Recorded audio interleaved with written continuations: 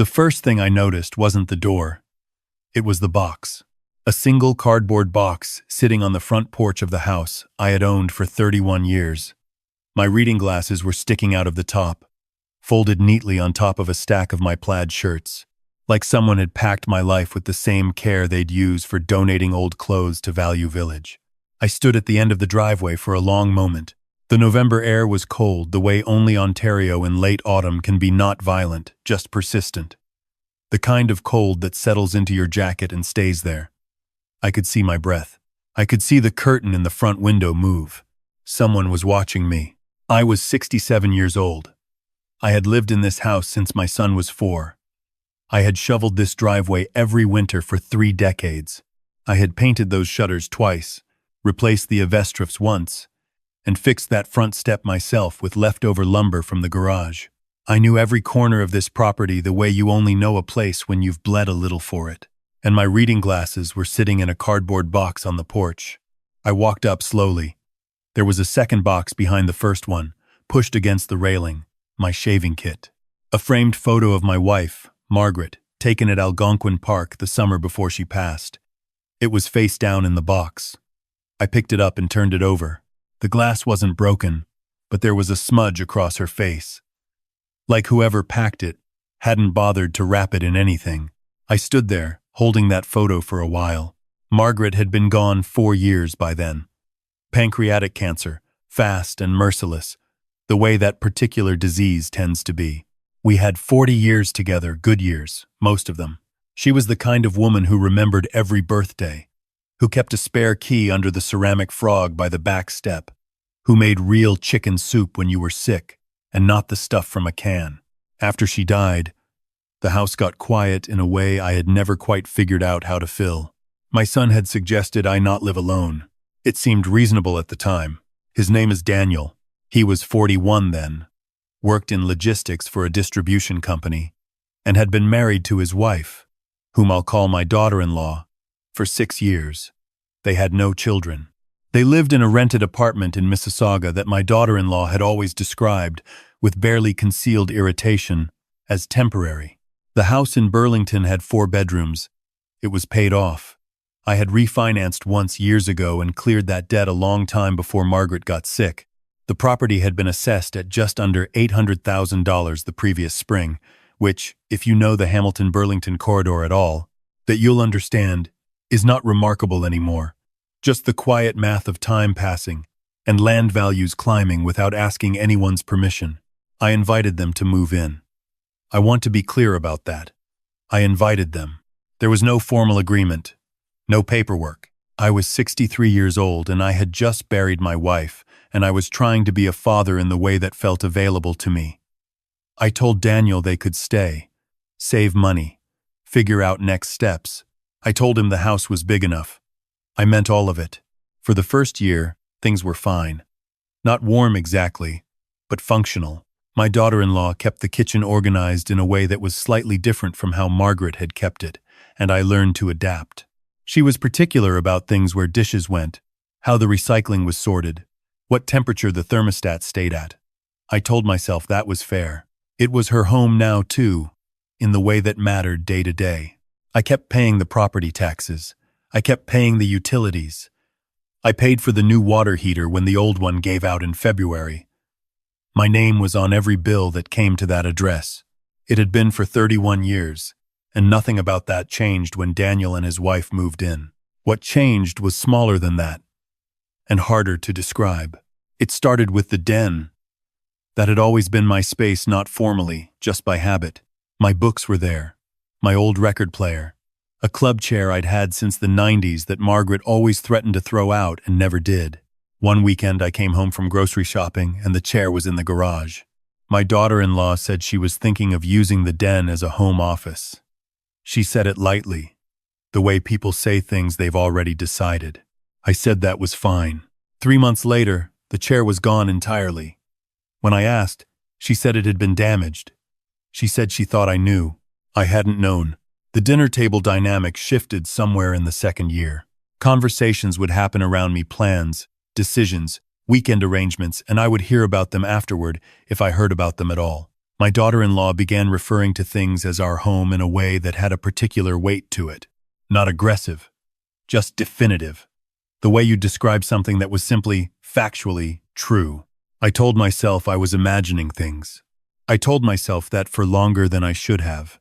In the third year, my son stopped meeting my eyes at the dinner table. I noticed it the way you notice, a sound that's gone missing not immediately, but in the accumulated silence of its absence. He'd always been a quieter man than I would have wished, but there had been something between us that I had trusted, a current underneath things. It had gone somewhere and I didn't know where.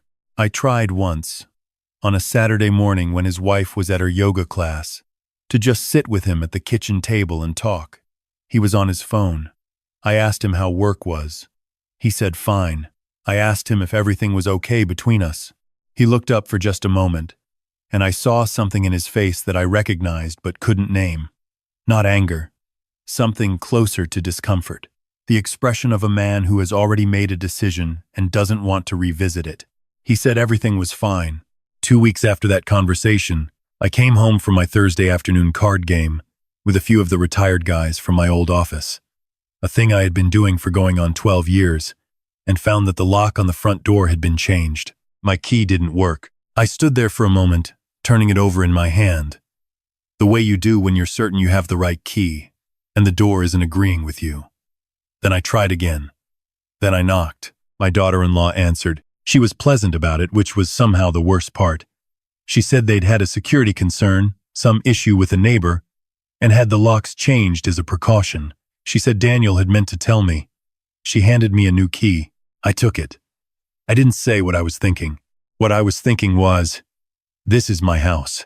But I took the key, and I went inside, and I said nothing. And I think that silence was one of the more significant mistakes of that entire period, though I understand now why I made it. When it's your own child, your first instinct isn't to lawyer up. It's to hope you're wrong about what you're seeing. I wasn't wrong. The new key they gave me didn't work on the garage side entrance. I discovered that 2 days later. When I mentioned it, my daughter-in-law said she'd look into it. She never did. By autumn of that third year, I had effectively been moved out of the main floor of my own home. My things were in the upstairs bedroom, which had always been the guest room. My son and his wife used the master bedroom, the den, the main sitting room. I ate breakfast earlier than them to avoid the particular silence that had replaced what used to be conversation. I came and went from my own house like someone who was aware they were a guest and was trying to be low maintenance about it. And then one Thursday in November, I came home from my card game and my glasses were in a cardboard box on the porch. I stood at the front door holding Margaret's photo and rang the bell. My daughter-in-law answered. My son was standing behind her, slightly to the left, looking at the floor. She was calm. She explained that they had made a decision. She said the arrangement wasn't working anymore. She said they needed the space. She said she hoped I understood. I asked where I was supposed to go. She said she was sure I had options.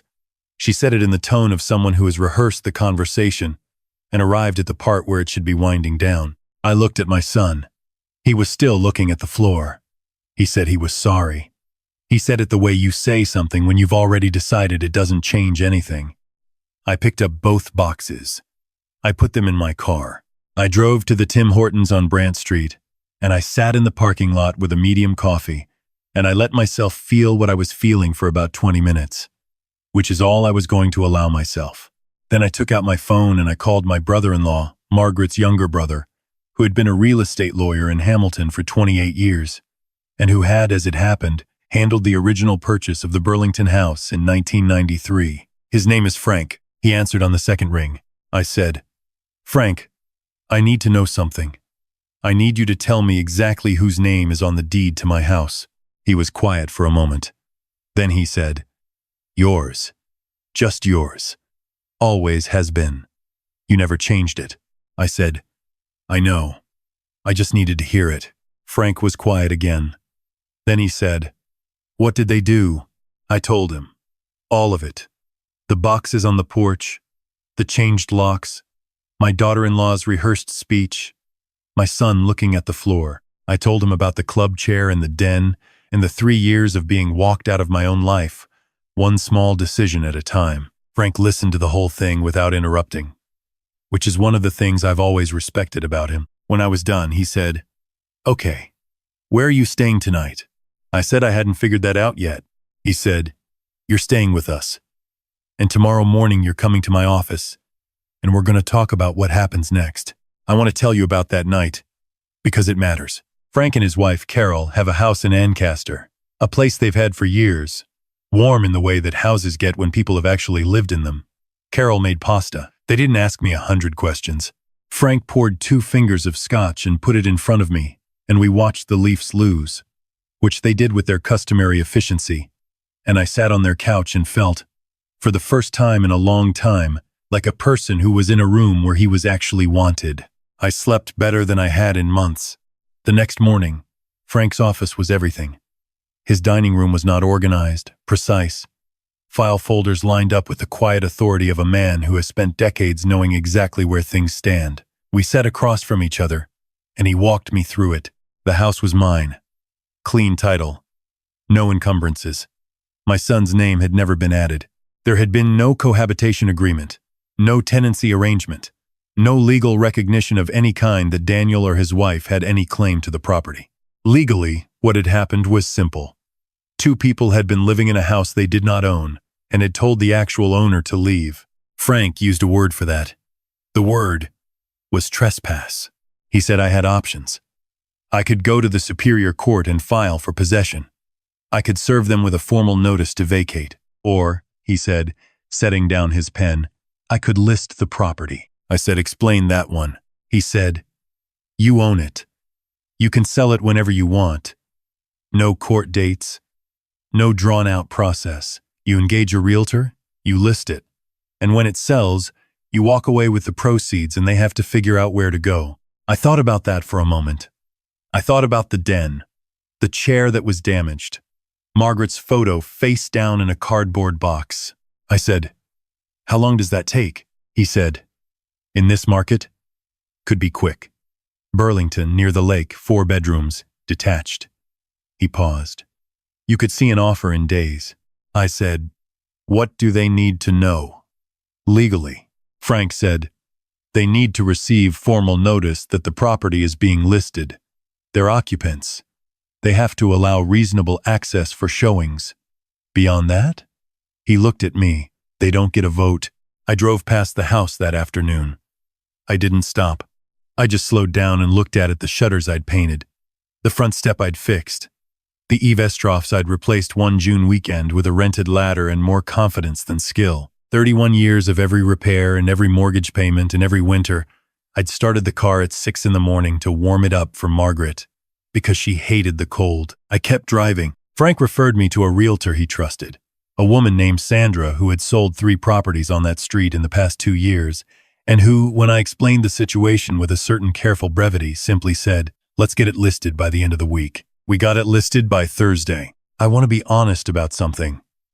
I did not enjoy this process the way some people, reading this, might expect me to. There is a particular kind of story where the wronged person takes their revenge with a smile, where justice arrives like a clean plot point, and everyone gets what they deserve, and the credits roll. That's not quite what this was. What this was: a 67-year-old man selling a house that he had lived in for 31 years, a house where he had raised his son and grown old with his wife and come home to every day until he didn't. There was satisfaction in it, yes, but it was complicated satisfaction, the kind that sits in your chest alongside grief instead of replacing it. The first showing was the following Tuesday. Sandra had sent Daniel and his wife proper written notice, as required. They had to allow access. They did, though. Sandra told me afterward that the atmosphere during the showing had been what she called a bit tense. I imagine it was. There was an offer by Friday, slightly under asking. We countered. They came back. By the following Wednesday, we had a firm offer at $782,000. Conditions removed, closing in 60 days. Sandra called me at Frank's house and gave me the number, and I sat down on the edge of the guest bed, and I held the phone in my lap for a minute. $782,000. Minus Sandra's commission and closing costs, I was looking at somewhere just north of $740,000. Clear. Mine. The distilled financial reality of 31 years of property taxes and maintenance, and a mortgage paid off through decades of getting up early and going to work. I called Frank. He said, "Congratulations." I said, "Thank you for answering the phone that Thursday night." He said, "Margaret would have made the same call." I had to sit with that one for a moment. My son called me 2 days after the offer was accepted. I let it ring through to voicemail the first time. He called again that evening and I answered. He said he didn't understand what I was doing. He said this was his home. He said he had lived there for 3 years. I said, "Daniel, you've lived there for 3 years. I owned it for 31. Last Thursday you put my glasses in a cardboard box and told me to leave. So I left." He said his wife was. He said there were things I didn't understand about the situation. I said, "What did I not understand?" He didn't answer that. I said, "You have 60 days from closing notice to make other arrangements. I've spoken to a lawyer. Sandra is your point of contact for any showing logistics. I hope you find something that works for you." He said my name. Just my name. The way he used to say it when he was small and wanted something. I said, "I love you. That doesn't change. But I'm not going to discuss this further." I hung up. I won't tell you that didn't hurt. It did. Whatever else is true. He is my son, and the version of him that used to call me from hockey practice when he missed the bus, and the version of him that stood in the doorway looking at the floor while his wife told me to leave are somehow the same person, and I have not entirely reconciled that. But here is what I did with the 60 days while closing processed. I drove out to the Kawarthas. Margaret and I had talked, for years, about getting a place up there, nothing elaborate. One of the smaller lakes, a cottage with a dock, and enough quiet to actually hear yourself think. We had always said next year. Next year had a way of not arriving. I found a property on a small lake near Bobcaygeon, a 3-season cottage that needed work but had good bones. The kind of place where you could see the water from the kitchen window while you made coffee in the morning. The owner was a widow in her 80s who had decided she couldn't make the drive from Toronto anymore. We agreed on a price that left me with a comfortable amount remaining, plus my pension, and what I'd set aside over the years. I bought it in April. I closed on it the same week the Burlington house finalized. The first morning I woke up there, I made coffee and I took it out to the dock, and I sat in a folding chair in the early light, with the lake, doing what lakes do, that particular stillness before the wind comes up. And I thought about Margaret. I thought about how much she would have liked it. The ceramic frog from the back step in Burlington, the one with the spare key underneath, was sitting on the windowsill inside. I'd kept it. It seemed important to keep it. I sat there for a long time. My son has sent a few messages since the sale closed. They're finding their footing, I understand. They're renting in Oakville now. He hasn't mentioned his wife much in the messages, and I haven't asked. I write back when he writes, briefly. Not unkindly. The door is not closed. It's just not open the way it was. There are things I know now that I wish I had understood sooner. I know that kindness without structure is something other people can mistake for permission. I know that when someone changes the locks on a house and hands you a new key, they are not solving a security problem. They are telling you something about how they see the situation, and you should listen to what they're telling you. I know that the moment you start feeling like a guest in your own home is the moment to stop waiting for things to improve on their own. Mostly I know that a house is just a structure.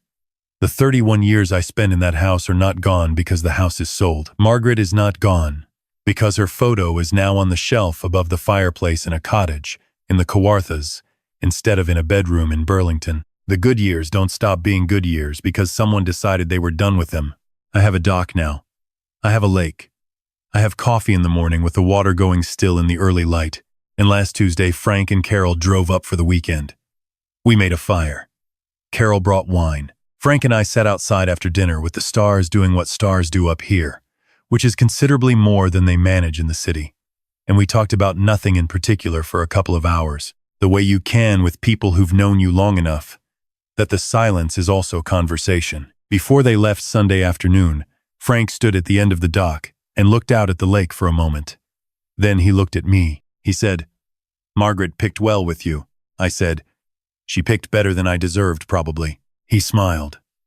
He said, "Probably." They drove back to Ancaster, and I walked back to the cottage, and I stood in the kitchen making tea, and looking at the water through the window, and I thought, yes, this is the life. Not the one I planned, not the one I expected to be living at 67, but mine, entirely, in a way that it hadn't quite been for a while. That's enough. More than enough. If you're listening to this, and you're somewhere in the middle of what I was in the middle of, if you've been feeling the temperature drop, if the conversations have stopped including you, if you've been telling yourself you're imagining it, I want to say one thing clearly. You probably aren't imagining it, and you have more options than you think.